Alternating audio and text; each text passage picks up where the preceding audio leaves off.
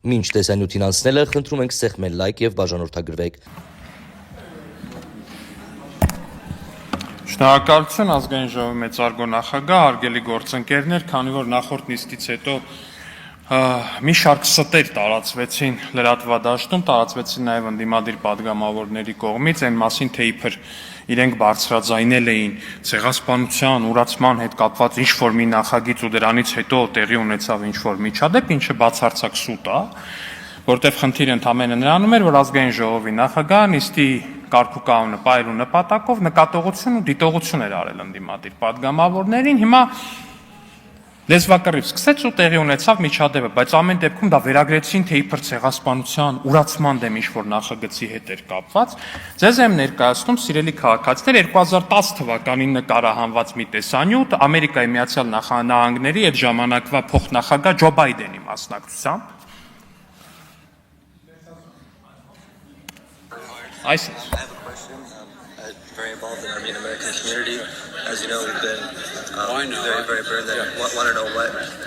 is the message we should be giving to our community? What should be given to the community is that we are not backing off.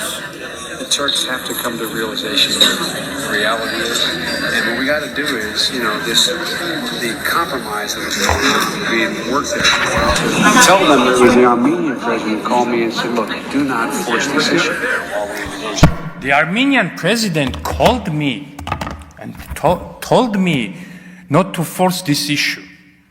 Հայաստանի Հանրապետության նախագահն է զանգել ինձ եւ խնդրել, որպեսզի չթեժացնեմ այս հարցը։ Խոսքը վերաբերվում է ցեղասպանության ճանաչմանը։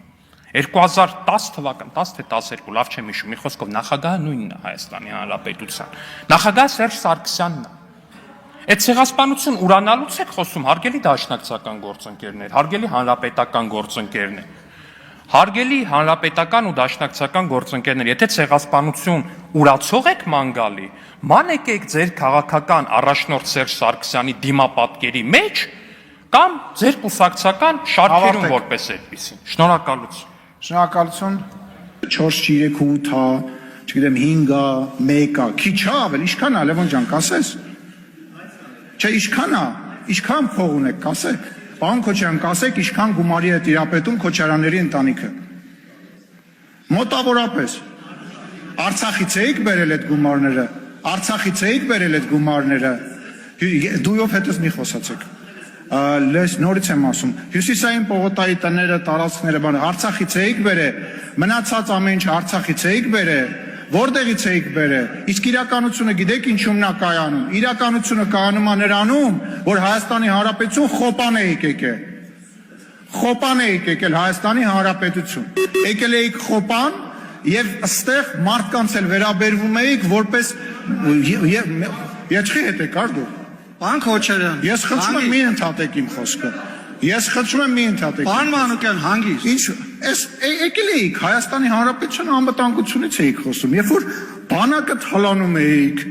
ում ինչ ասես, որտեղ ասես նշանակում էիք, մարդկանցից բիզնեսները խլում, փայ էիք մտնում։ Հիմա եկել եք կոռուպցիայից եք խոսում, լավ, ամեն ինչ, ես կոնկրետ անուններով չեմ ասում, Լևոն Քոչարյանը այս ինչ օրը գնաց, ես կարող եմ նորություն եմ ասում, կամ առաջին մարտն եմ ես դա որ ասում, մնաց է զարմանում եք, իմ այդ բանավեճի մեջ մի մտեք, առաջինը չի ստացվի այդ բանավեճը, մեր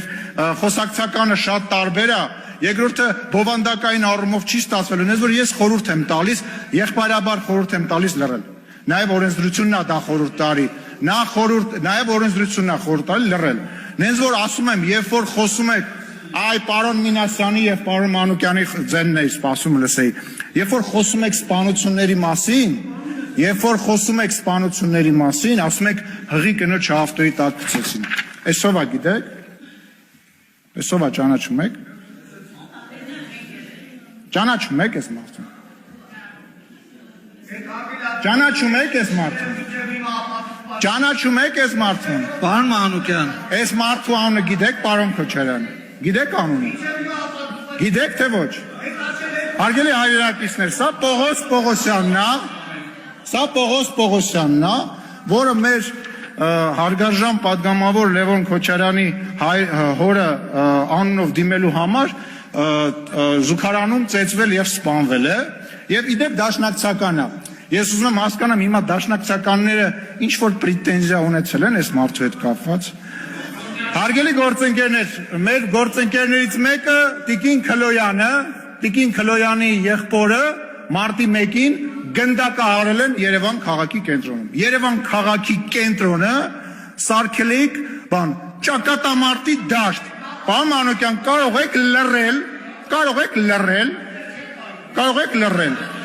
Մարտի 1 չի եղել։ Ես ուզում եմ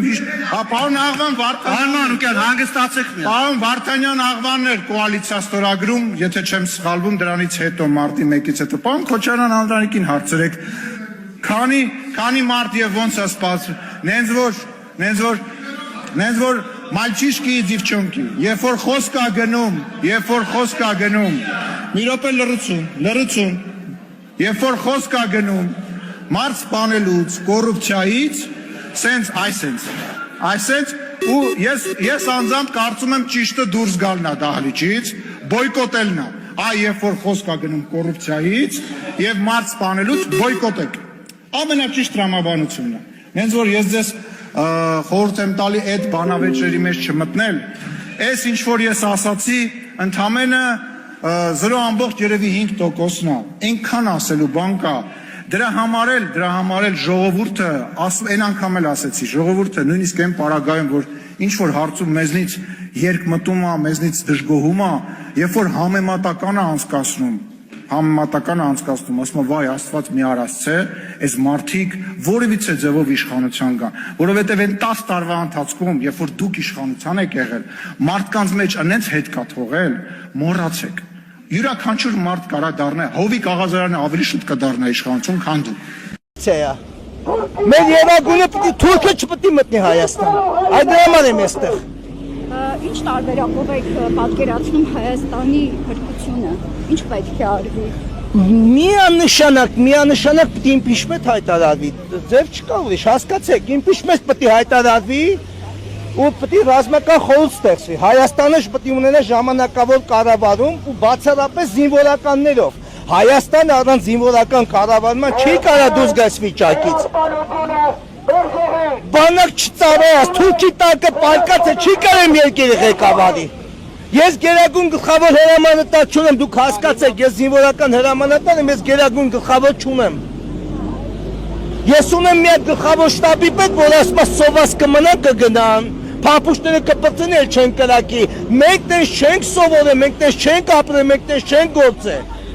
Մենք հատուկ նշանակության խնդիրներ կատարող ստորաբաժանման հրամանատար մարդիկ ենք։ Մենք այն ժամանակ մեկ կրակոցի դիմաց մեկին 10 պատժում ենք ու խելոք վերին ընկնում տեղները։ Այսօր թշնամին շարունակում է Հայաստանը։ Ճիշտ անում, քիչ անում, դու ազգը հնի ոտի, ճիշտ անում, որովհետև ժամանակ պատժում ենք, հիմա պատժող չկա, հիմա պատժող չունենք։ Իսկ մենք ստորաբաժանում ենք ժամանակ պատժիչ գործողություններ կատարող այսօր մենք միջազգային հետախուզման մեջ ենք դրանց պատժելու համար։ Չենք էլ փոշմանում, հիմա նորից ենք ուզում ազգայնական պետություն, թող մեզ ավելի ուժեղ խնդիրներ դնեն, կտենանք, մենք կատարել ենք այդ խնդիրները, այսով են սրանք։